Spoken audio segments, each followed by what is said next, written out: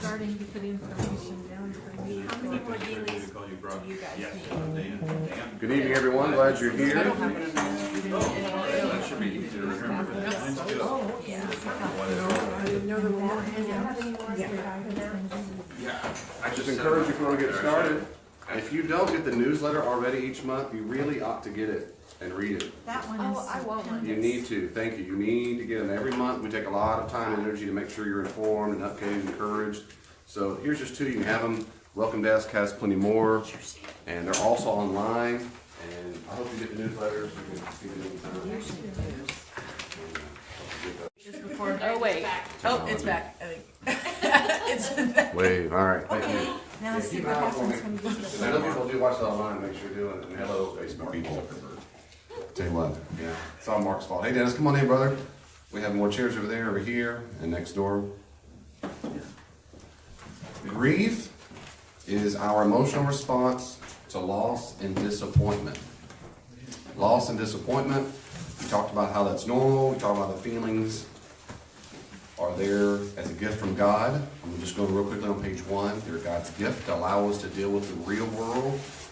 It is not Christian to put our head in the sand or escape from the world and say, forget it, I'll never get close to anybody ever again because I don't want to hurt. And that is the temptation when it hurts. But that's not what we're supposed to do. Yeah, okay. Well, Yeah, if you get inspired, you let me know. And Okay. I told you, because I do want to hear it. No, that's right. That's good. Okay, we talked about denial, basically the response of no. No, I don't want this to happen. I don't want to go through that loss or disappointment. And bargaining going to happen. All these going to happen at the same time, different times. You can omit certain times. Anger is one of the most common responses to loss and disappointment. I'm looking at page 2 now. You can become angry with others, angry at yourself, angry at God. You can just pick some angry at your pets, angry at the government, angry with your pastor. People pick all kinds of people to get mad at. We can be angry with the grieving process itself. I'm mad at it. I don't want to be sad. This is especially true when you've been victimized. Someone walks out on you, you get cancer, something happens to you didn't ask for. A lot of times we get mad that you're stuck in a process now. That's normal. We can also vent our rage or anger on people who represent our loss. Family and friends, doctors, clergy, rehabilitation specialists. I remember, and I've told the story before, but it's still vivid in my mind, at least some of it, her anger toward me. And she got really mean. She got really mean and hateful toward me particularly. And no matter how much we did and loved on them and prayed for them and checked on them and helped any way we could, she just, any attempt, so comments on Facebook, comments on ever, she had a hateful, smart-aleck comment to everything I said, and eventually I had to just stop, so I had to cut the relationship off because she got very, very hateful. But I know in the process, which is extra sad, because I was just the person who represented her son's loss. She's mad at God, and to her mind, I represent that. And this is what happens. It can happen. It doesn't always happen. It can happen.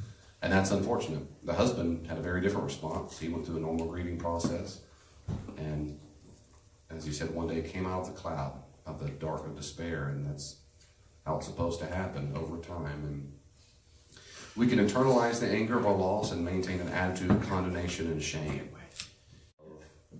self-lambasting. The critical parent in your mind just won't stop.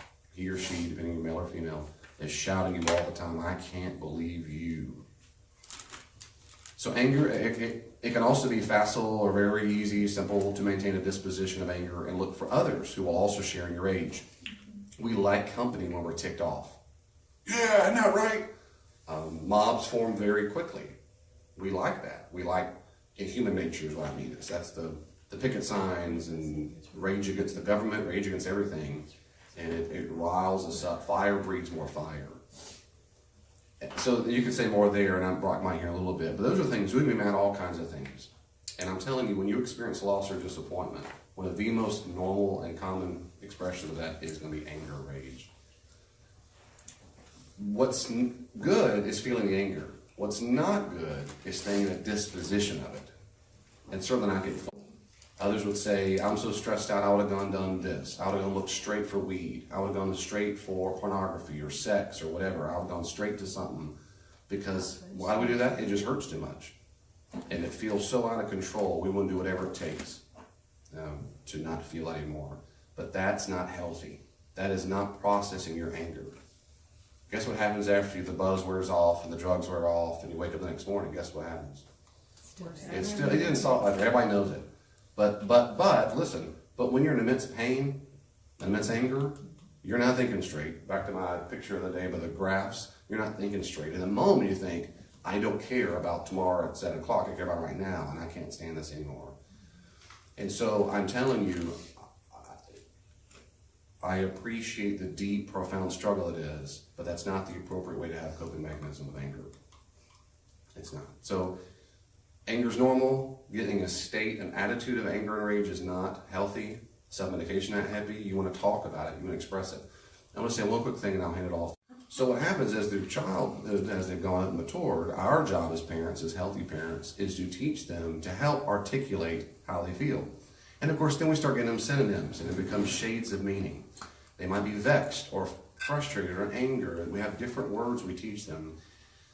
We teach them always, one, how to try to label it, identify and label it. Two, that it's good to feel things. And that leads quickly into three, and we've told them 183 times, it's always safe to feel these emotions around us, including towards us. In fact, especially toward us. If you're mad toward me, I'm okay with that. I will sleep fine at night. You can tell me I'm mad at you, and I'm going to say, thank you for telling me. Doesn't hurt my feelings. You have to pause for a long time when they're real little. And no, that's correct. That's not a good way. What about this? Is you give options. So we tell them, can you raise your voice? Yeah, you can raise your voice. You can't scream and yell and lose control. Can't do that, but you can raise your voice, absolutely. Can you breathe deeply? Can you say I'm mad? Can you look and act frustrated? Yep. We talk all that through. I'm saying all this to let you know it applies to you too. And you in Facebook land, you in podcast land, for all of us adults. So you might not have ever been told. You've never been ever told that anger is healthy and that Jesus himself expressed anger. I had a bunch of Bible verses, but I'm not going to go there. He was mad. We just need to express that anger in appropriate ways. That doesn't mean the person to whom you're expressing the anger. It was interesting that you brought up something that was related to kind of a parallel topic, because I always see grief as related to our attachments to people. I obviously would need to be attached to something to experience the loss of that thing. I guess that's fairly common sense. Following everybody, is everybody following me there? Okay, but who here was raised in a household where it was okay to express a wide range of emotions?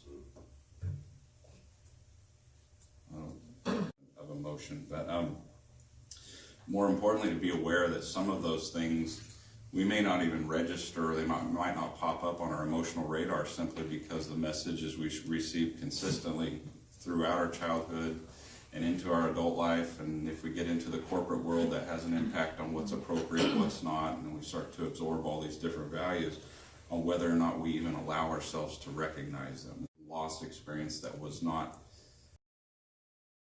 and maybe because of that labeling, or maybe just because there's some areas where people will go through life and they think everybody else might be able to see that you're experiencing rage, or maybe you feel ashamed of something and you just kind of walk around it. You know, it doesn't ever come up until many years later in some cases. So that's really where I was going with that. On this, I was writing points down as you're talking, David, and you went through a few of them, but on self-medication, just to re-emphasize that, worked with a lot of drug abuse cases and a lot of very, very significant substance use, but it's not always those cases that I'm most worried about as far as the impact on emotions. Some people, you can have some pretty serious substance use problems, and people hear about those on TV after overdoses, or you hear the worst of the worst, but there are people living pretty normal, functional lives who essentially put themselves in an emotional time capsule, is what I usually refer to as, and find out that, if you start dealing with a loss by medicating or distracting yourself, you're not going through the process of grief, and when you do finally wake up, when that is out of your life for good, you're going to wake up with years and years of denial or distraction. Said and done with, oh my gosh, 60 pounds heavier. Yeah, Right. some of us do Literally, wear yes. escape. My depression was, that was my self-medication, was food. You start feeling sad. We can talk about all the physiological reasons for that. You start feeling sad. Life gets kind of dull, and there are definitely limitations to how much serotonin and dopamine are floating around in those neuron synapses, the gaps between your neurons. So if it's not direct drug use like heroin, it can be something else that sort of gives you that little boost from time to time, and food can do that. Food, sex, gambling, all those things do it very profoundly, even show up on chemical tests and brain scans, so it's very real. People can escape at video games. I know guys who come home from a hard day of work, whatever, and they go straight to the video game.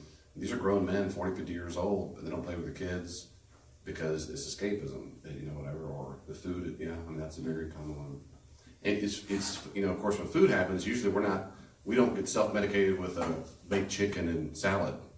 Mine was ice cream. Right, it's not food, it's foods and high in sugar and things like that. What's that? You can get awful close. You get awful close. But wouldn't that be something? Yeah, that's exactly right. If you find yourself, even now, if you're listening to me right now, you think you might be struggling with some kind of self-medication in any kind of capacity, oftentimes, and Brock can second this emotion, there's enormous shame with both sexual addictions and food addictions. But these kind of self-medication, a lot of times, and unfortunately sometimes it can be worse in a church setting where there's an expectation that's false, that people have to have a church life. It's very common in counseling for people to feel ashamed of having feelings that are negative. There's what's the word I'm looking for? It's a faux pas. You can't have those, almost taboo to have those kinds of emotions, especially the negative ones, like anger, sometimes hatred. I'll tell you that's a normal feeling. Well, you don't want to stick there and stay there. You're feeling a strong rage, and that's the feeling you have. And I remember one woman years ago came to me. Someone had sent her to me for counseling, and she said, this is years ago, I'm trying to fly here. She said, I want to meet with you. And I said, what's going on? And she said, well, nonsense. I don't care who says it. They're wrong. Jesus was angry for the right reasons. And in theology, we have a distinction between anger and rage and righteous indignation. And Jesus experienced righteous indignation. And we experience righteous indignation when we've been victimized. And that's a normal expression of emotion.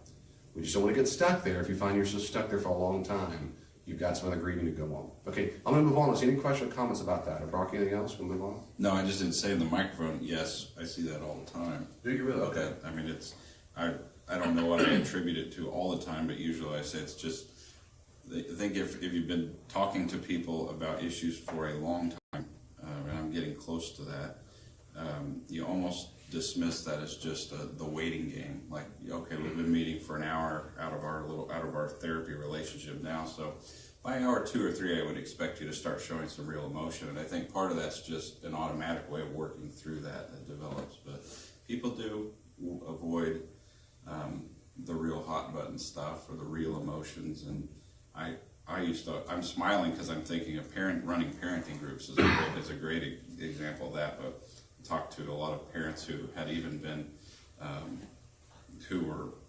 had court cases related to child abuse. They'd hit their kids at some point, or something even worse. And even in those groups, people were afraid to start talking about whether or not they'd been frustrated by their children. It just was not appropriate. Now that's an extreme example, but okay, I had the luxury of knowing that in fact they had been very frustrated, and even reading the police reports with some of those people individually, still had a very difficult time acknowledging some of those. So yes, it's real, and but it doesn't change the fact that it's all there. It's just about how the human mind creates these blocks or these filters for our feelings, and once that filter's there, for any of us, I think it's useful just to know the filter's there and to go looking for that feeling every time something happens, because it's probably there. Just you have an unconventional way of hiding it somewhere. And there are certain people I think are more prone to blocking us from admitting that. like parents. A lot of us are taught that it's, the parents did the best they could, or you can't think bad things about your parents. I've met people many times at funerals, and I'll say, what did they do that drove you crazy? Nothing. Nothing. In 50 years, there's nothing they ever did that ever. But I know, and at funerals, that's normal because we call it ideation. They tend to idealize, and that's normal. But that's just one of many times where people tend not to do that. They tend to, I can't go there. I can't be mad at mom or dad. Yeah, you can. Yeah, you can. Doesn't mean they're horrible people. Doesn't mean they ruin your entire childhood. You say, yeah, that made me angry when that happened. So sometimes just being mad. Despair, if we move on. Anything else? I was going to say, don't be mad at me. That was just a joke, but I thought, I don't think I'm not teasing when I say, let's move on, but don't be angry. I'm just kidding. Despair can go by the word or expression serious sadness, deep grieving, and so forth. This is when we can become unable to contain our emotions of sadness and pain. Our personality can change severely. It really can when it's really bottomed out. We can be overwhelmed with anguish. Sometimes you just can't stop sobbing or weeping. People many times have asked, they'll say, Dave, I feel so foolish, I just can't stop crying. To which I always say, first off, it's not foolish, stop condemning yourself. Secondly, that's normal. This is called grief. That is, you're trying so hard to stuff it down and all of a sudden it's bursting out. That's normal, that's bubbling over. But that's the normal process. We can feel compelled to retreat from normal life, routines, relationships. It's called escapism, right? We want to get away from those things.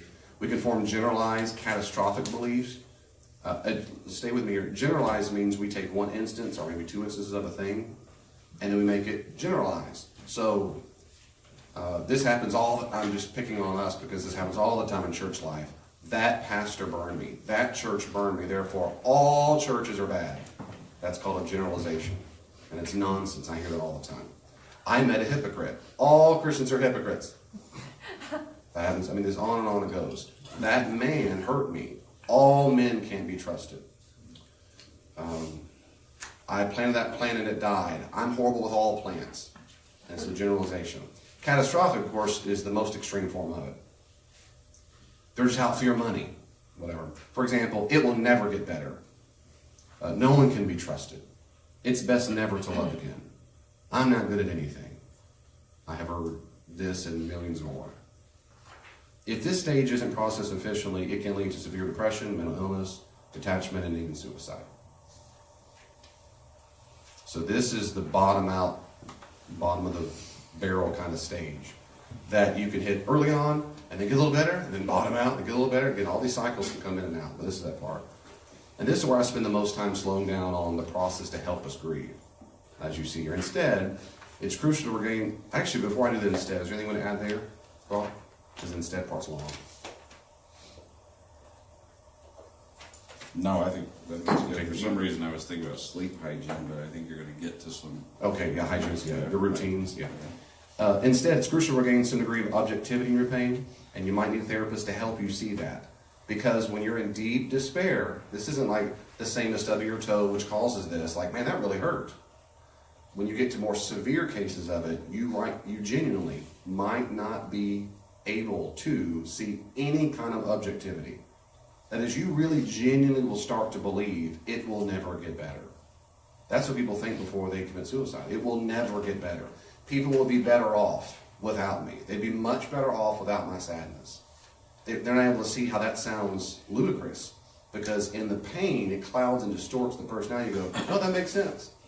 And so sometimes you need a therapist or a trusted counselor, someone to say, no, you're not thinking straight in the real bad times. And there's a whole bunch of stuff here. There's a lot of steps we might touch on them briefly, and then if we want more details about this, we can. Things like, number one, we must stop irrational thoughts when they occur. Refuse to let the irrational false thoughts and beliefs finish in your mind. And this includes refusing to condemn yourself for grieving and for not seeing it coming or doing more or whatever condemnatory belief you're tempted to repeat. And when I mean this is a very clever name. It's called stop therapy. Stop therapy has kind of sort of saved my life. And not like Jesus, but okay. You know where therapy comes from?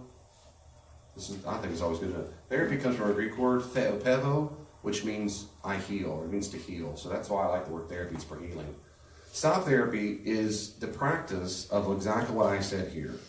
It's when you stop the irrational thoughts when they occur. So imagine your thoughts are like a sentence, like, we must stop irrational thoughts when they occur. Let's imagine, will you play along with me here? Will you read that sentence? And I'm going to do this therapy, so I'm going to interrupt you. Am I reading something? Is that okay? I don't know where you're We must stop the irrational thoughts. You pick any sentence, I don't care. Oh, you want me to read that? But I'm going to practice. I'm deliberately about to interrupt you. This is on purpose. When they occur, refuse. Stop!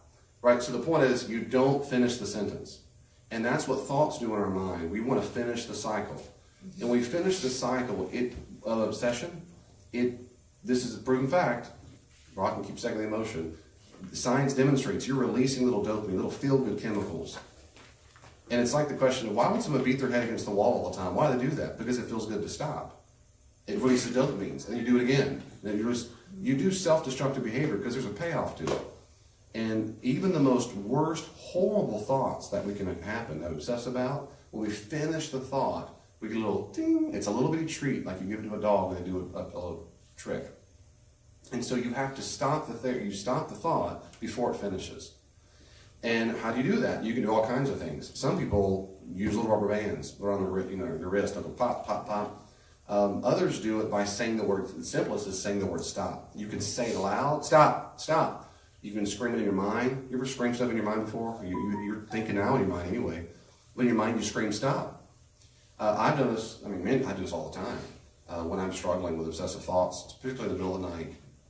And I have to say it 38 times. Stop, stop, stop, stop. No, no. Like that thought just wants to finish of something nonsense or horrible from years ago. And what's extra worse, or what we call, I guess it's extra worse. Some of these are extra worse, but I can't think of the worst. This is called intrusive thoughts. Everyone has intrusive thoughts. The thoughts that come out of nowhere, and they usually people feel very guilty when they think them. I don't know why I was thinking. I would never hurt so-and-so. Why did I just think about that? Because you're a horrible person. Oh, yeah, I know I am. No, everyone has these crazy thoughts. And that's why, if you ever imagine what would it be like to have a megaphone attached to your mind, and everyone can hear everything you're thinking. Yeah, at least like, amen. I don't want anybody to hear whatever. I know that movie with Mel Gibson, What Women Want, and you can hear the thoughts like, whatever. No, you do not want. That is a curse that you don't want to hear. And of course, the movie is very tame. I don't like my shoes. It's not like, and I will kill him if he does one more time. Hey, Bob! They're not hearing the real intrusive thoughts. Right. We can think things that are completely against our own value system.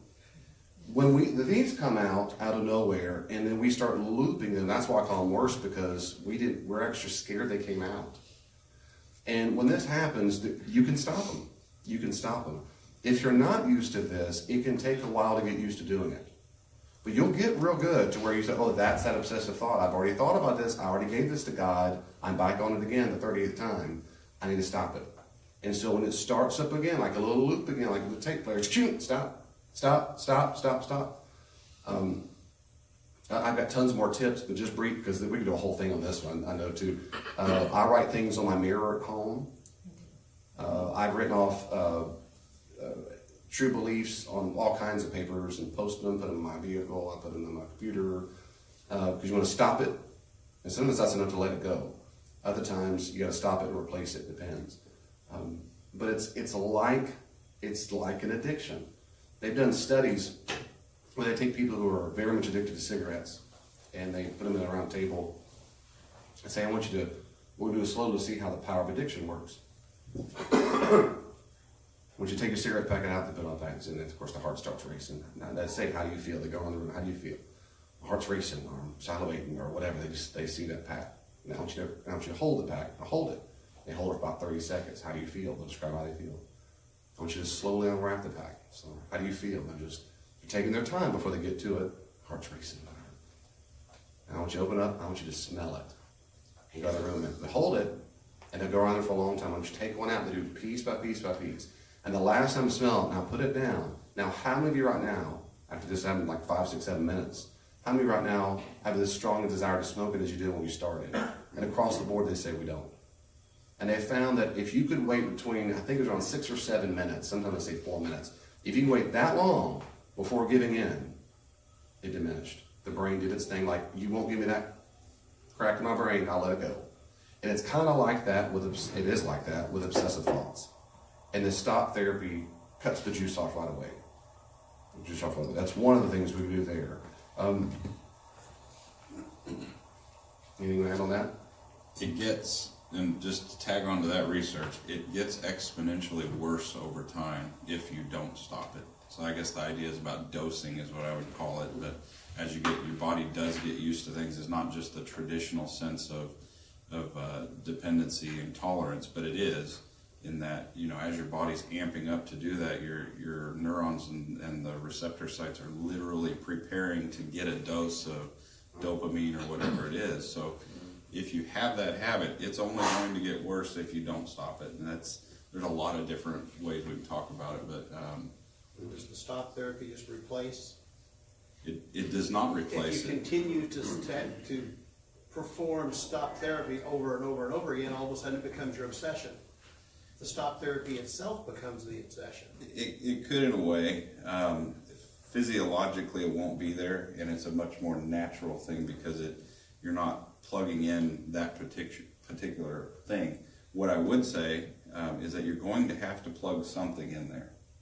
Now that doesn't have to be, hopefully, doesn't have to be chemical, it doesn't have to be additive, it doesn't have to be, I think it would need to be something of substance and like we're talking about, and going through an actual, grief is part intellectual, part emotional, very spiritual, but something instead of heroin, and say I take heroin out, yeah, you're stopping something, but you're beginning something else, and that maybe that's going to be a lot of work too. You're going to be doing some heavy emotional lifting from that point on. Well, hopefully replacing it with something else good. Something, yeah. Not another bad thing. Mm-hmm. Some people just transfer. Yeah, and if you do that, you stop that too. That's right. And so I tend to I either stop and I don't say anything, or I stop and say, or I say, I've already released that to Jesus. I've already released that to God, and I picture letting it go. It'd be real hard to get obsessed about it. I do know people I've counseled who feel a little paranoid that they should be doing stop therapy all the time because they feel so screwed up. Like, I feel like all day long, all I'm doing is stop therapy. Smoking a cigarette. In And then I bed, look that's at them like, dangerous. oh, that was a dream. Don't smoke in bed. Yeah. I hate that too. That makes me angry. Because, my lungs feel like they're just filling up with it. Because, oh God, there's nothing worse than an ex-smoker, and I hate the smell of it. Walk over with your cat's tail in your mouth. I don't understand how I did it for so many years. And now it wakes me up, Wow. choking and gagging. Bless your heart. And before it brought, one of the powerful things about stop is it's not condemnatory. Stop is not, you're bad. And you don't follow up stop with, I did it again, I'm a loser, or I'm never going to get better at that, we're back. Stop it. Stop. Those self-condemnatory thoughts are not the way to go. They don't help you heal. And that is not what God's thinking about you. God is not thinking, you're a miserable son of a gun. That's not what he's thinking. Stop it. Knock it off. So, Bart, you want to say one thing before we move on? Well, I like to use the analogy when I'm working with somebody on that kind of a thing. You ever worked with a horse before, or a big animal that gets kind of jittery once in a while, and yet usually there are people who reach up and whack them once in a while, and that if you ever watch that dynamic play out, sometimes it doesn't go in the handler's favor. But it's a lot better if you get them and you can make some kind of eye contact, and you can start to get on the animal's level. So in this case, I would be the animal if I were having the thought, and you'll see people who are real good with animals kind of easing them into the stop part. They're like, hey, that kind of thing. And usually the spirit of the stop is kind of like let's go ahead and stop now. That kind of a thing versus the angry stop like you were talking about.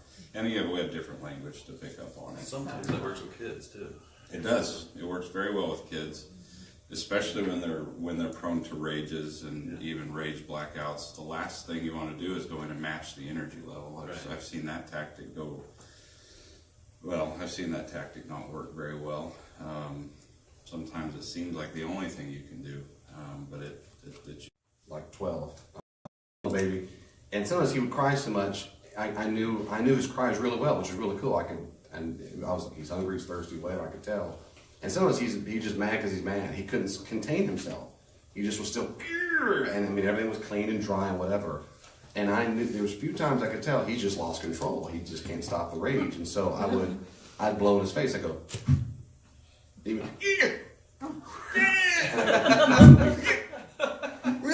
by the second, third time, he goes,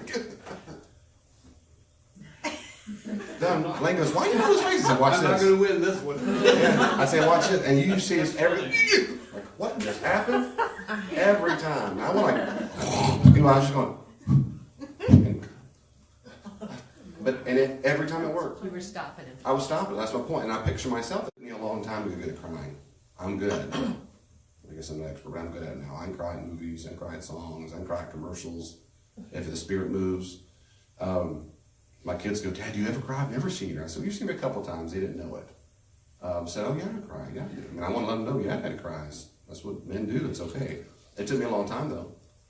Men aren't taught to cry. They're taught to be mad. That's appropriate, not sadness, and that's just stupid. But when you give yourself permission, and it started by telling myself, David, you should be 78 degrees. You should. That's just ridiculous. It's just telling what the temperature is. It's silly to condemn that temperature, and it's silly to condemn how you feel. They're nothing but emotional response to what you perceive to be reality, and you should listen to them. You should listen to those emotions. So you've got to give yourself permission to do it. And if you're not good, I'm repeating myself, you can get good, especially men. It's time to grow up, especially fathers, and teach your kids how to cry. So that's how you do it. You start by doing that. You've got to do it. Christians cry, men cry, women cry. Tell God all of your pain. And because of time, we won't look all this up right now. But tell God your pain and know for certain that God cares for you. You need to know that. Tell Him. I picture myself often talking like a parent figure, a Heavenly Father. That's what He wants me to see Him as a Father who cares for me. Not some mean old judge, just can't wait to send me to hell. But a caring Father says, come talk to me. So I tell Him in my prayers. If someone really hurt me, I tell Him that. I'll say, God, so-and-so really hurt me. Or I talk to Jesus. Jesus, when so-and-so did that to me, really crushed my feelings. I tell Him. I tell Him like I'm talking to a person because He's listening because He is a person. And I know that He cares about me. And God can heal and redeem your pain if you let the process. And there is hope. I love in 1 Thessalonians 4:13 when Paul says, sisters and brothers, he really says brothers, but in Greek. Brothers and sisters, we don't want you to grieve as those who have no hope. Now it's possible to take the Greek as, we don't want you to grieve like the ones who have no hope, like the pagans. But I don't think that interpretation is correct. I think it's supposed to be, grieve as those who have no hope. That is, it's okay to grieve. But we don't grieve as people who don't have a hope that's going to get better. There's a bottom to the pit. Christians have no business thinking that it'll never, the pit is limitless. And that's silly. There is hope. And I said this on purpose. God can meet you within the Christian community. So stay plugged into meaningful communities. Your gut will tell you to run and flee. And I've asked people, why have you been in church a long time? They'll start talking. Basically, they're very sad. Something really happened. Why'd you stop going to church? I was just doing around people. I just felt so embarrassed. I sat in the back of the pew and I just started crying. I know people see me crying. Why not? Well, I list some books there. Coping.org is a good website. There's all kinds of good literature on this. And one more time, avoid self-medication. That does not make you cry more. It numbs your pain, and that's it. Before I wrap up on that, Brock, anything or anybody else, question or comments? Grief.org is one I tripped on last week. Oh, okay. Yeah. And Grief Share has a website, and they share resources pretty openly too. Grief Share is a faith-based group curriculum, I guess I'd call it, for grief and loss, but those are some other places on the internet. That interweb's wonderful for information. And then, what else was I like the point about the Christian community part, but and specifically because of the qualities, the general qualities. I want to be careful to allow room for mistakes, but the general qualities of families, but the general qualities of a Christian family are very important. The qualities of a Christian family. I put an attachment a handout about attachment on there. but very quickly, Christian families tend to have a lot of the qualities that are talked about as fostering healthy attachments in children. And I think that's a lot of it. Trying to sum it up here: warmth, but also to create an environment where we, as humans or as children, are able to experience loss in a safe, manageable way. And that's a very, very important thing. Our families, the good enough families, if we have one of those, will help contain us through those losses, so that we can move on and have the consistent and safe experience of knowing that even though this is a horrible experience we may be going through, that it will get better, and I'm not going to be obliterated because of my loss. And in the same way, Christian communities have the greatest potential for being able to do that as well, even if it's just about pure physiological relational needs. At that point, for the person, it's still better than not having it. And that's, as a therapist, but also as a Christian. But I think it's an either-or thing. It can be that. So it's a good alternative. There is no other alternative for it. I don't think that accepting anything less would be an appropriate recommendation, even as a professional. So we get that kind of containment for each other. And yeah, we're not perfect, but it's not about, there's even a line here on this attachment handout. Attachment is about parenting, and grief and loss is about attachment, but it's about attachment's about parenting, not perfection. It's all about learning and teaching and fostering an experience where imperfection will happen. This whole presentation is about imperfection. So I think that's an important thing to keep it in our hearts, because as parents and as human beings, we deal with imperfection on a pretty consistent basis, and we need to learn how not to roll through it as if nothing happened, but how do we adapt, and how do we get stronger, and how do we get better because of it. That's it. Amen. Thank you, Brock. Any questions, comments about this so far? Anything at all? Anything? Are y'all comfortable temperature-wise? You can open the windows if you're warm. You're fine? Guess not? Hey, I don't know if we're going to cover this later in it, but you mentioned that stop therapy is very helpful for thoughts, but you've also touched behaviors, just briefly. So I'm just curious, is that something that you would recommend for behaviors as well? Because it seems like with behaviors, you really have to experience that emotion immediately when you stop that behavior, or whatever it is, versus stopping the thoughts. It's more like a impulse, it seems. Yes. Stop therapy works for thoughts, obsessive compulsive thoughts, and it works for behavior. And that's like the idea of like the cigarette analogy for therapy. They've tried that, is that it's the behavior itself. They're stopping smoking, and what they did was lengthen the amount of time before they could actually get to the finish line. To use my analogy of thoughts, they didn't let them get to the period, the end of the sentence. They stopped in the first few words by letting them smell it, whatever, and then put it back down. So they didn't get to the period. That's exactly right. And that's how you change habits. That's how you change habits. You cannot indulge. You just cannot indulge whatever the habit is. And if you can wait just a short period of time for almost any habit, it's a way of stopping it. And some people do that. I get a beer on the way home every time, or I get the donut, or I get 14 Big Macs on the way. Well, I need to go a different direction, or whatever. Just long enough to allow that sensation of I gotta have it. It will go away. It will not stay there for the next 10 hours. It won't. And that's how you stop it.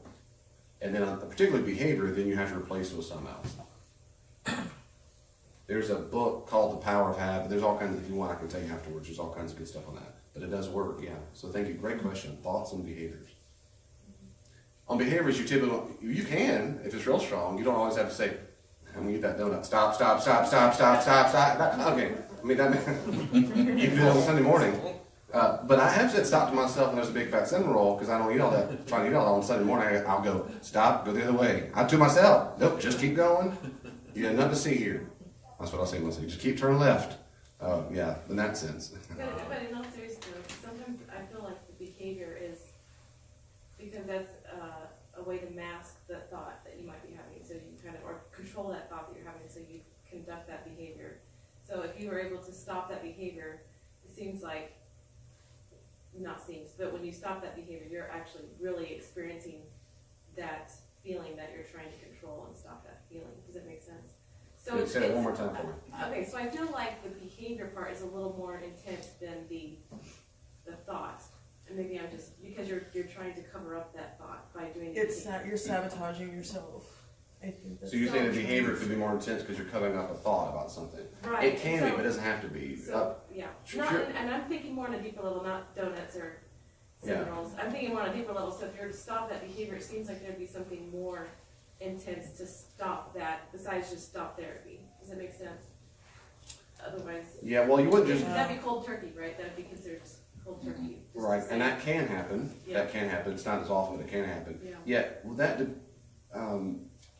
I'm not implying, or not trying to imply to anybody, that stop therapy is the only way to stop a habit. And also, it's not all addictive behavior, the compulsive behavior, which is different from obsession. OCD, obsessive compulsive, when you do both. Right. Compulsive behaviors are not always driven by a particular thought. It's not. The thought itself is to some degree conscious. And so we can have such a strong desire to go meth or crack or whatever that you're not thinking about it. The drive just says, go do it. And that's different from a thought beneath it. They might be had originally been masking a thought of, my dad hated me and I'm depressed. But there was just being in the addictive behavior itself does not have to be masking some kind of thought in that moment. Originally it probably was, but it could have been modeled, and there's all kinds of reasons of why they could start it. But if it's there in therapy, you'll bring it out. The good therapist will say, okay, because usually we're both thinking and doing creatures, and so at some level. Some of it can be a mindset. A mindset. Like with my quitting smoking, okay? But it was a mindset. I went cold turkey. One night I'm sitting there, July 24th, 2013. I have 3 cigarettes left, okay?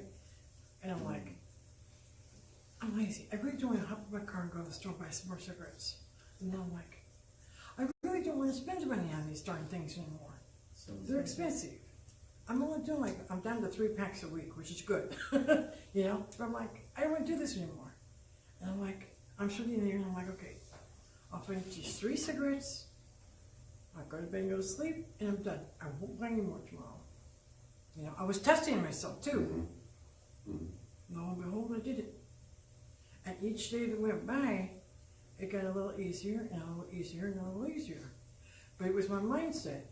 And I have to admit, over the first 2 years, I was tempted. I said, let me smell your cigarette. I was tempted to ask for one. Sure, right. And then I was like, no, no, you don't want to do that. You don't want to do that. So I would just walk away.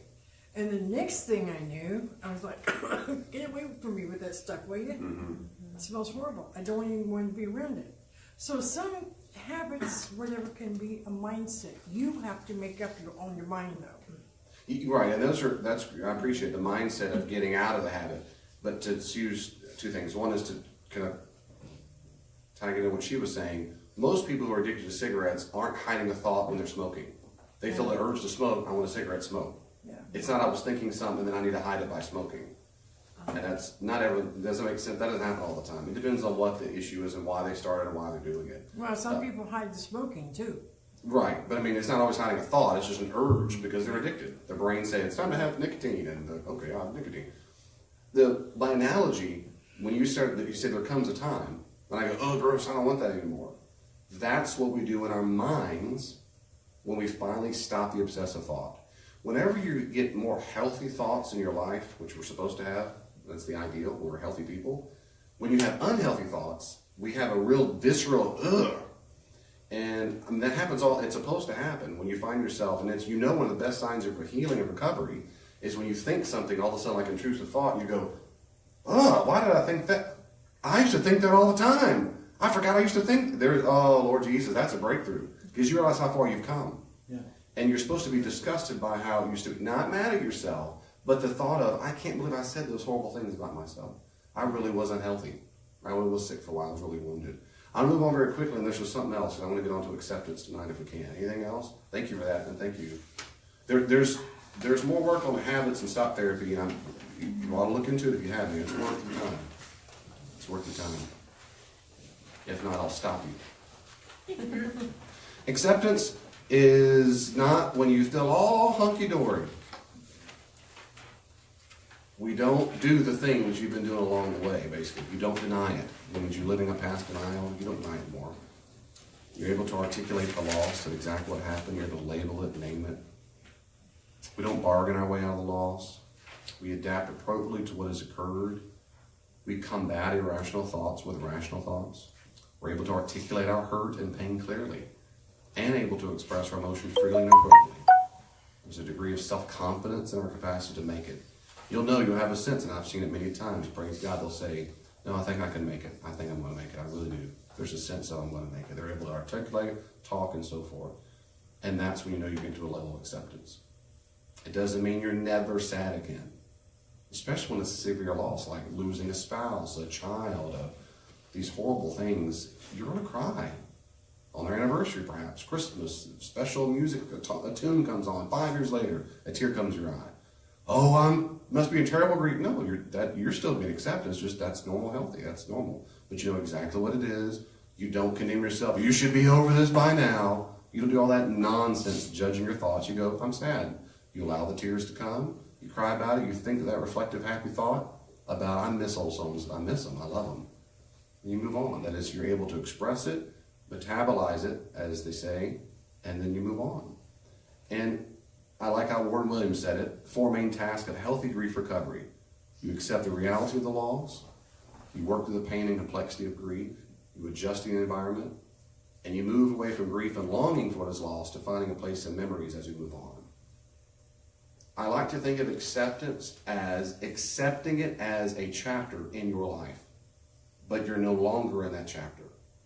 You close it, and you might be 15 chapters later and you realize you really were 15 chapters later, but you still kept sticking your nose in that old chapter. But you might be just the next chapter of your life. It's in your history. It's in your life. You don't want to, and you can't erase it anymore. You did want to. That's before you grieved well. Now you don't want to. You realize that is part of my past. I don't feel compelled to go back and reread that chapter every daggone night when I can't sleep, or every other Saturday, or every whatever. I accept it's part of my past. And when things trigger me, and I go back in that chapter and I do a couple paragraphs, I will naturally feel some emotions. They're not nearly as intense as they used to be. I don't feel compelled to keep reading every word. And I don't think my life is over. I read it and go, boy, I remember that. That was a bad season. That was really sad. You can turn the page back to where you today. Does that make sense? Acceptance is not, in that sense, it's closure, and that it's part of the book of your life. It's not the sense that it's denied and bargained with and ignored. No, that chapter has a name. That was the time he died. That was the time she did blank. That was the time I failed miserably. That was the time I made that horrible mistake. And it might have been years, but that's the name of that chapter. But it's just a stinking chapter. And you accept that now. You're not ashamed of that. You might regret it in the sense that if you do it over. But you're not ashamed of it. You could tell the appropriate people, yep, that was part of my past. Not now though, but it was. I'm able to do that. And God willing, when it can happen, not all the time, but when it can happen, God willing, you use that chapter for His glory, for other people who have the same stinking chapter. And you go, don't get stuck there. Don't be like me.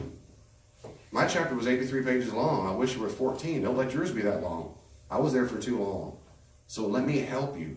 And that's how support groups and trusted friendships can help. And that's that vulnerability can help. And you don't have to do that for the healing process, but God can use it. Before I move on, anything about that, Melissa? I just thought it's interesting to bring up that acceptance doesn't mean that it doesn't feel anymore.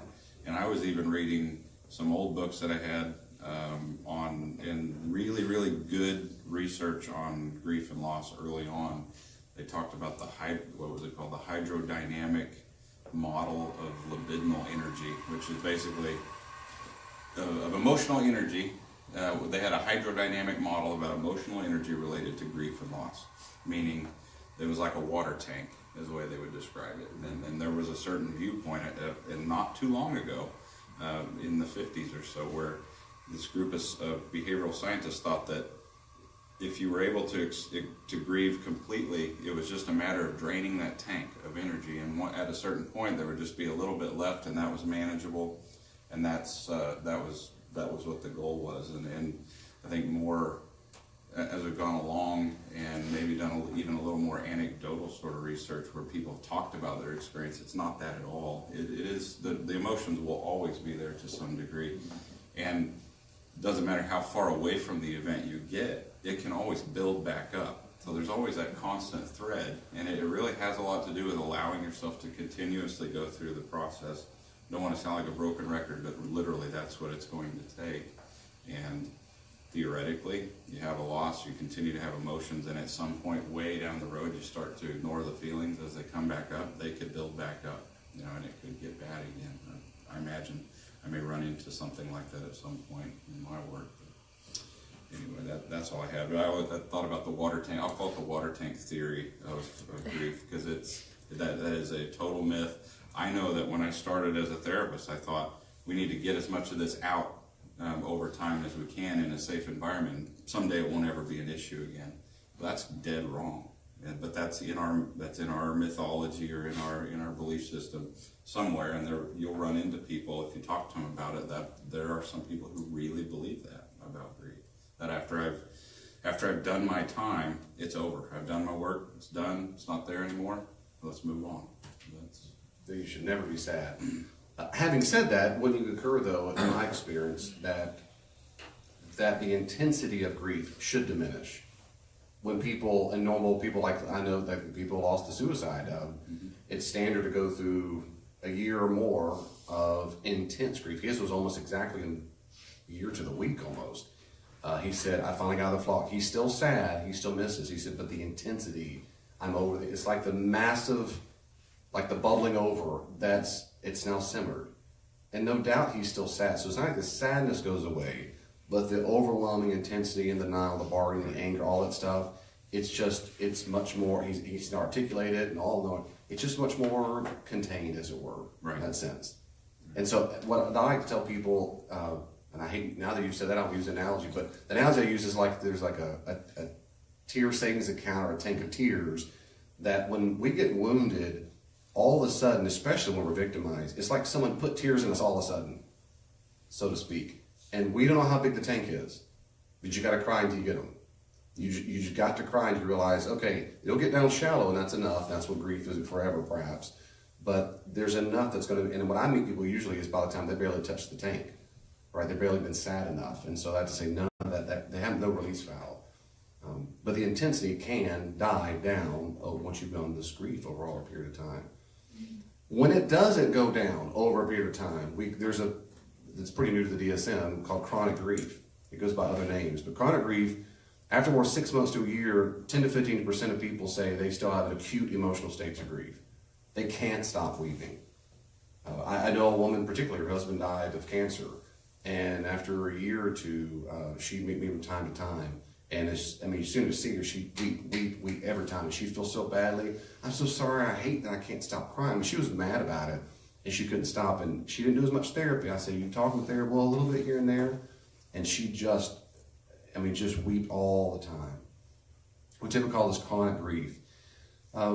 Sherwood's definition, I think, is pretty standard. He says chronic grief is distinguished from normal grief by feelings of hopelessness, loss of meaning or belief systems, intense preoccupation, longing for a lost one, apathy, a lingering sense of disbelief, avoidance of situation or thoughts, sometimes distressing, intrusive thoughts related to loss, reminiscence of trauma symptoms.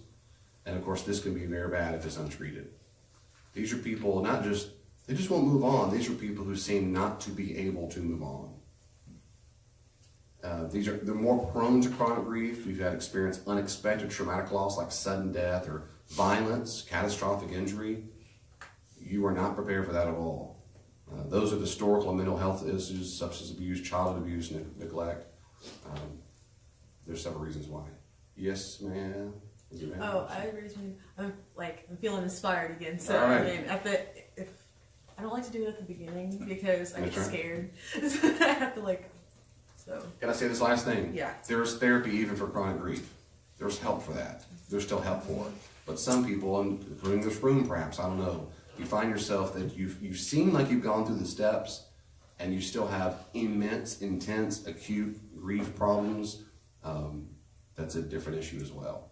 But most people don't get to that stage because most people's intensities do die down. They do it simmers. It simmers. Sonia lost her husband over a year ago. And I mean, she expresses to me there was an intense moment for a long time. Still sad, you should be. But I mean, clearly not as intense as it used to be, right? Appetite comes back a little bit eventually. It just right up and down, right?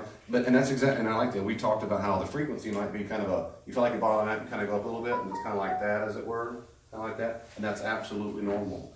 It's when you find yourself doing this, that's chronic grief. That's when you just can't. That's real rough stuff. So, Doing what? but there's still help. Going down and staying down. Yeah, going up, then going down. Going up, going down, that's normal. If you find yourself after the grief bottoming out and you stay in a constant state of these things we've been describing, then you might need more intense help for a therapist. That's me. Okay. And we can talk, I would love if you could talk with Brock after me about some of that. That'd be great. Yes, ma'am, go ahead. I want to make sure that, I would tell you there's hope even if you have chronic grief. Yeah. There's still hope. Go ahead. Well, I just want to tell you a little bit of my story because I'm really new here, and this like whole class has, man, my my life story is like perfect for this class because I've been through more than most have in my lifetime. So yeah, I'll just get to it then. I was in foster care. I went to the foster care system when I was 3. Me and my brother, we were in foster care for 5 years, and we got adopted. It was great. It was awesome.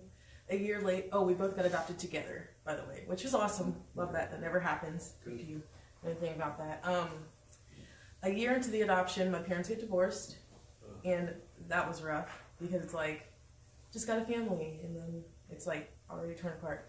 And after that, it really got rough because we moved around a lot. My mom was, honestly, she was sleeping around. Okay, she was trying to like find who she was again, you know, through like men. And she'd been. I'm just gonna try to like speed this up because we really don't need the details. But she'd been married 4 times. She finally married a great man now, but I'm the oldest of 5. We're all adopted, and our emotions were shut down because my mom was going through her own stuff, you know, and she didn't have time for our emotions also, like, on top of that. So that was really rough, and, like, these men that she would bring to the house that we didn't know, you know, like, it was just crazy. She'd been married, and when I was 17, like, we'd been having struggles, me and my mom, because obviously I'm always upset because I can't release, you know, that emotion anywhere. And one day I just had it, and I had punched a wall in my room. I ended up getting arrested. My mom pressed charges on me. It was like, yeah, we have some deep, deep issues in our family that we need to address. But I'd gone to jail, and I get out after 3 days, and I found out that there's been a restraining order put on me, so I can't like see my whole family for a year. Sorry, I might break down crying because it's still going through it. So so I had nowhere to go when I get out of jail, and I kind of had to rely on people I didn't really know, you know. So I ended up getting in a little bit of trouble. Like, I was sexually assaulted, basically, and since the man ends up calling the police, my phone had died, because I punched him in the face. That's what I did, is I was sexually assaulted, and I punched him in the face, and he called the police. So I'd gone back to jail for my second domestic violence charge, and I was there for 2 months, and my court date comes, and they're like, well, we could release you on the street, and I was like, I have nowhere to go, like, there's nowhere for me to go whatsoever. And so they sent me to like a rehab program, and I'm there for another 4 months, and that's intense. It's like drug tests and all that, and just crazy. But yeah, so I get out of there, and I'm homeless. I have nowhere to go. I'd been working 2 jobs, but I had court fines and all that stuff. So I'm on the street for a little bit, and then my dad, who I hadn't been talking to because we had a rocky relationship, but we started talking again, and he'd help me out. He helped me out a lot, and I stayed at a friend's house, and then I moved out here. But while I was in jail, I really got into my faith. I was wilding out before I went to jail. I was always angry. I was smoking weed to just keep myself cool and collected because I didn't want to take that on my siblings. My siblings already had like enough. I wasn't going to school, wasn't going to church. So yeah, like at the time I was like, jail was probably the worst possible thing that could ever happen to me, but it was also one of the best things because I am telling you, I had never been in my faith like I am right now. Like, it's insane. Like, so many nice people have been helping me out. Just crazy things have been happening that I'm like, have no explanation. So, yeah. But 6 more months to see my family, yeah.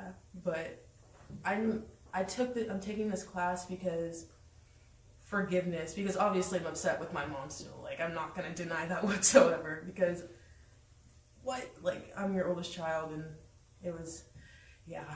So that's my story. But definitely had some grief.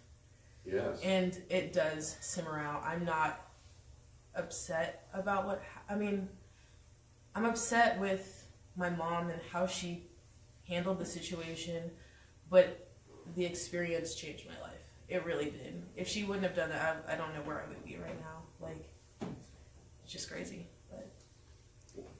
Thank you for sharing that. Really, it takes a lot of courage to all these strange faces, but I appreciate that, and I'm glad you shared. You're safe to share that, and I appreciate that. It is amazing how God can take our seemingly worst moments of life, redeem them when we give them to Him, and take us out of the pit.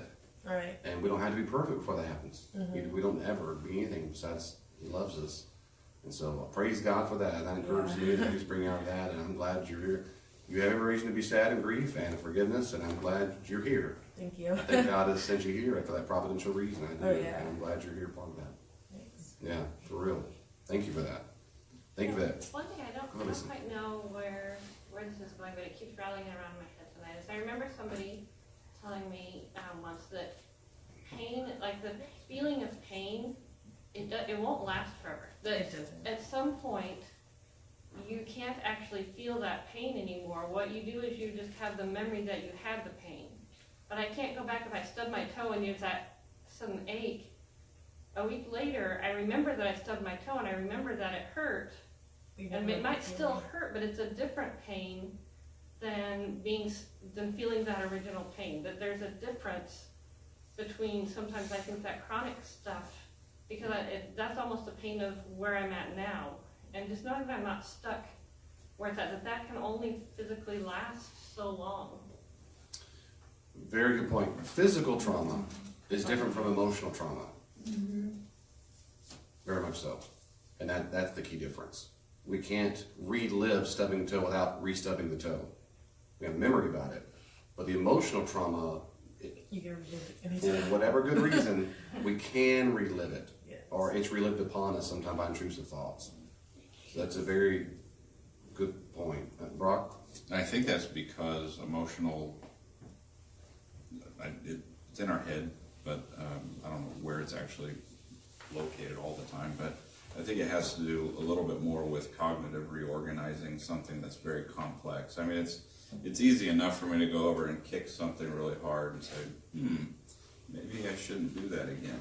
But I think when we're dealing with complex loss issues, and those are all attached to our very existence, I mean, there's a long chain of attachments that we have, and they all remind us of one or the other, and it's all kind of tied together.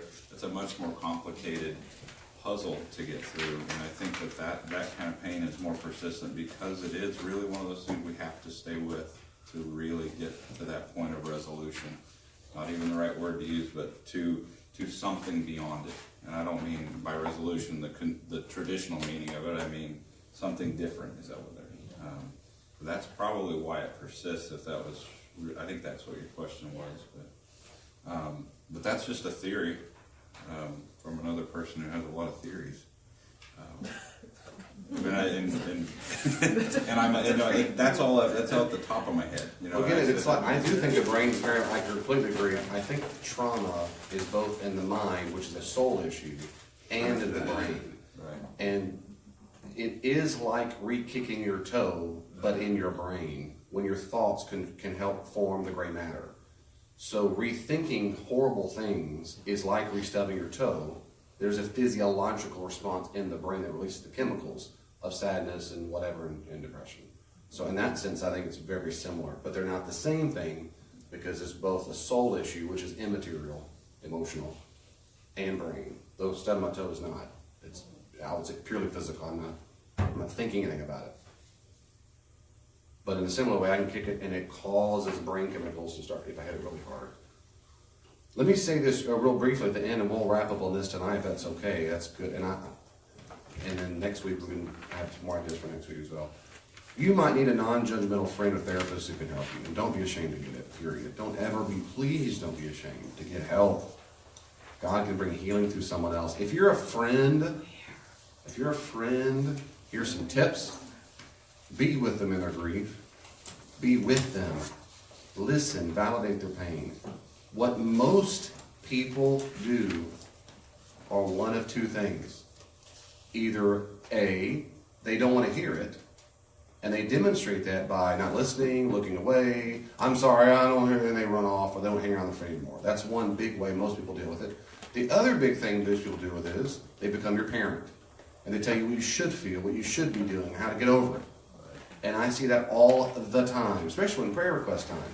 And I always try to model good prayer requests by talking about maybe real struggles in my life. And I know for a fact there's going to be a handful of people in every group that goes, David, why have you just done so-and-so? As if my prayer request is what I really said was, will you please tell me what to do right now? I need a parent. And then they answer that prayer request on the spot. But that's not what I asked. I asked them to pray for me. But what most people think is they're being good friends by telling you what to do. And they'll mask it as, I'm just trying to be a blessing. I'm just trying to help you. What you're doing is not at all. Most people have a real hard time with grief. They feel very uncomfortable, causing a lot of anxiety. And to get their anxiety to stop, they want you to stop crying. So they'll do whatever it takes to get you to be quiet so they can feel better about themselves. It's not altruistic most of the times. Right. I hate to break it to you. So if you want to find a good friend, if you want to be that good friend, don't tell them what to think or do or feel. Just be there with them. Listen. Validate the pain. I'm so sorry you're sad. Tell me more. Listen. They don't need another parent in their mind. They have one already. It's usually judging them. Don't tell them what to feel. It's not your job. It's your job to be a safe place during this chaotic experience.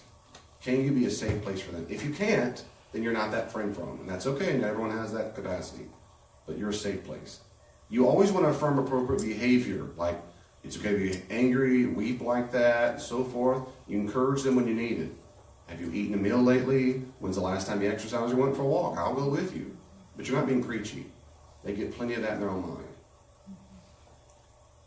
And you know the difference, don't we? All know the difference if someone says, honey, I love you. When's the last time you ate? Versus what you should be doing is talking to a nutritionist tomorrow. They're very different. Our tone, our commandments are very different versus I'll be happy to be alongside you. And of course, know your own boundaries. Don't transfer. You don't want to have, it doesn't help them if you weep uncontrollably every time too. If you weep more than they do, there's something wrong with you, right? You got your own mom and daddy issues or something like that, and it makes you're not ready to be that friend for them in that moment. And you can say that. You can say, I'm so sorry, it's bringing up in me my own wounds. I haven't fully healed yet. Now I realize I'm not prepared for that. But that's how you can't fix it. Your problem is not your problem. Don't go home obsessing about it all the time. And if you can't find yourself separating from the person boundaries, you need to find someone else. If you find yourself just as burdened as they are, you're not just being a good Christian, you have overstepped your own boundaries and you've lost yourself. Their sadness, their anger, their rage, their depression is theirs. You're there to help them, support, be a safe place, but not to bear. You can't literally bear the burdens.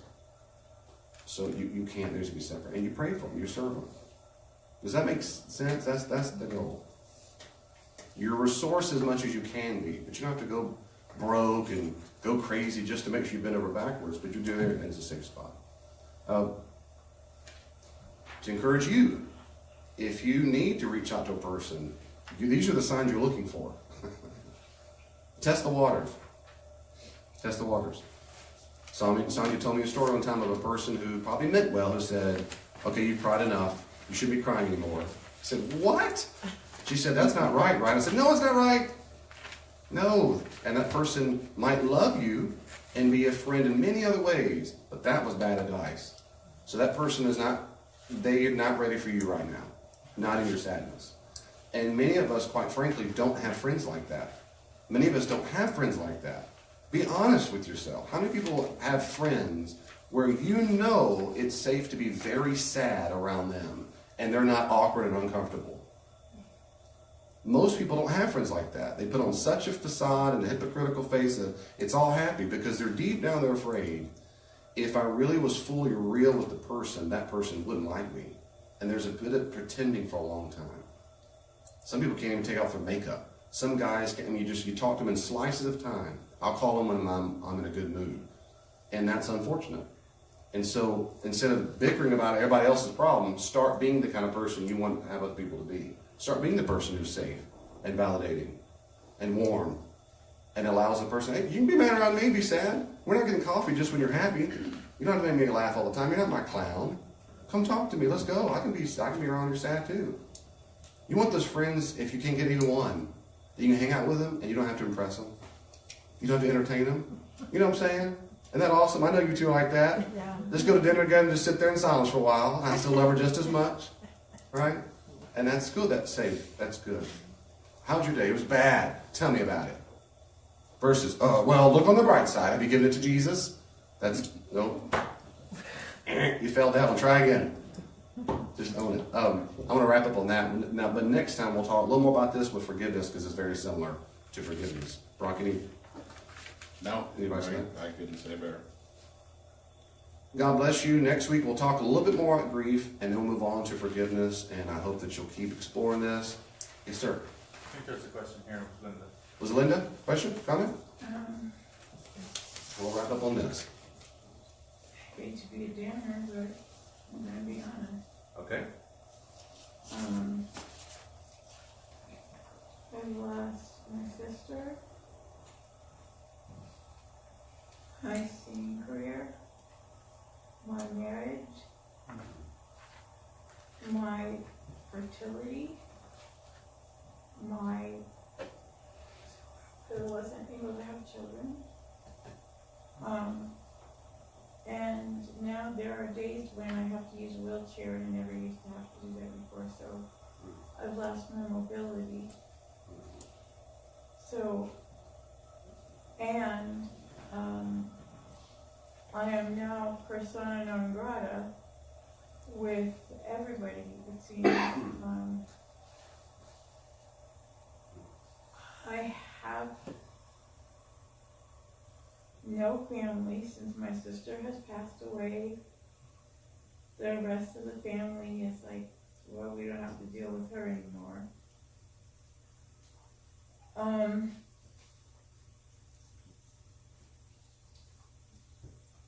Yeah, so It's a lot of loss. That's a huge. and I thought I had a good therapist, and she suddenly decided to close her business. Gave me 4 weeks notice, 2 weeks or 4 weeks of 2 sessions a week, and then bye-bye.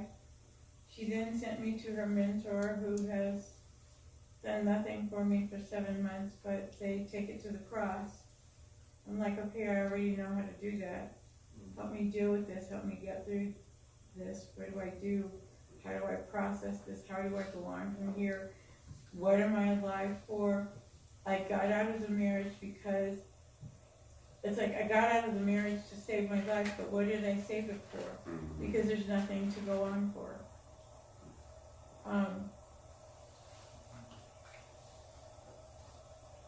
He was over medicating me so that he could sleep during the day. When he had congestive heart failure, he didn't. I'd say, well, I can do something quiet. I don't have to be cleaning and doing dishes and housework and stuff while you're taking your nap. I can sit and read or something. We were turning pages will even keep me awake. I'm like, oh please, will you give me a break? So then of course he couldn't wake me up because he'd over medicated me. I'd go to the hospital and my kidneys would be shut off, and finally one of the hospitalists came in one day. He sat down with me and he said, I'm going to tell you what every other doctor who's treating you is afraid to. He said, the best thing you can do for yourself is get rid of your husband, because we're going to be burying you, because Mother Nature is going to say no more heroics to save her life. I'm done. And then your husband's he's going to be going to jail for murder. So I got out of the marriage. The divorce was final on October 5th. And what am I here for? There's no family, there's no friends. I'm attending a church with someone, but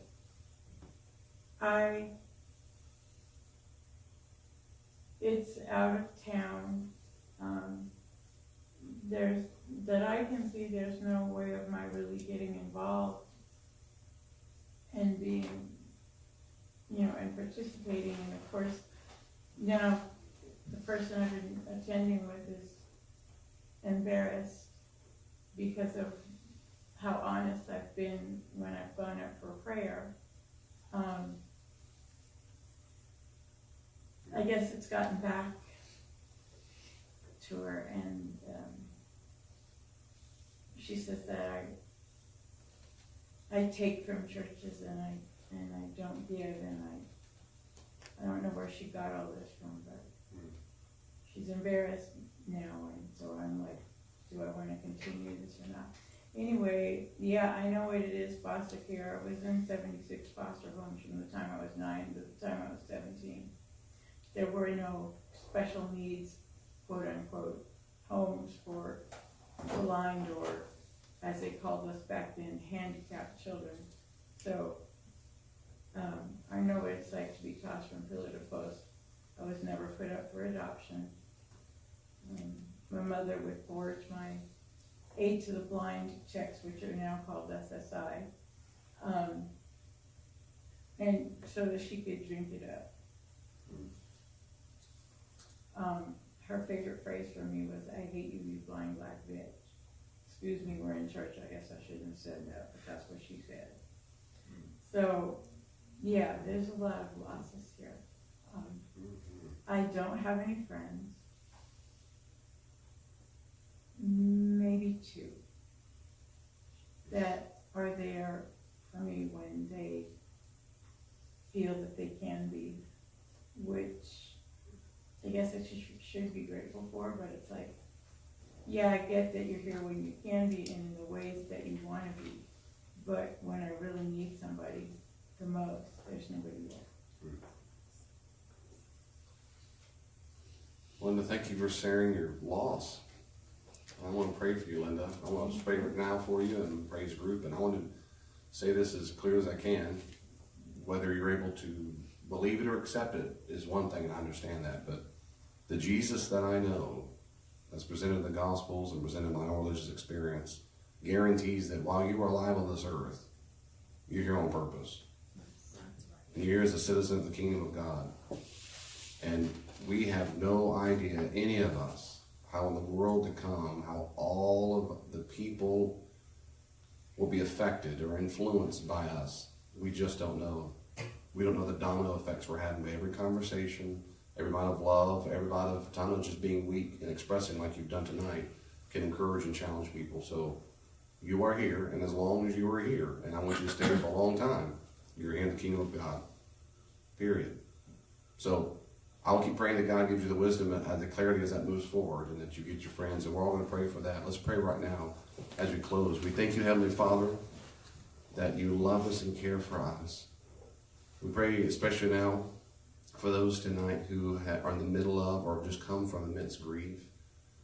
As Linda shared, I'm sure just a small portion of her story of an immense amount of loss that she's experienced. God, I thank you for her courage to open up about that, and the honest question that she reaches out to you for, and many of us do at different times in our lives. So why are we here?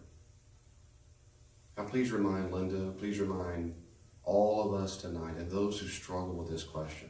Please remind us that we are absolutely loved by you. We do have purpose, we do have meaning, and the only reason we have it, Lord Jesus, is because of you. May we be part of the solution, not the problem. May we be the kind of people, as best as we can, and in imperfect ways, be a safe place for others to fall, a safe place for other people to be imperfect and wounded, and that we set into motion a revival of being a safe place for those of us who are trying to be redeemed by you, Lord Jesus. Holy Spirit, please give us your wisdom to know how to be those kind of people, support for others, and please give us the wisdom to be able to open up ourselves to other people. It takes courage, and we need your courage to do that.